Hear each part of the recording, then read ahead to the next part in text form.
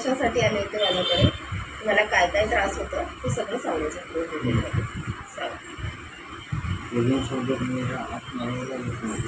मला त्रास काय होतं, काय झालं होतं नाही, तुम्ही म्हणजे तुम्हाला डिसीज काय होती, कशासाठी, कशामुळे हात वर जात नव्हता तुमचा?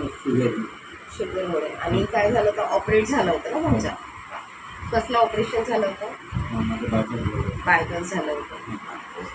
आणि त्याच्यामुळे ह्या आतली मला वरती जात नाही, या एवढं येत होतं. पूर्ण वरती.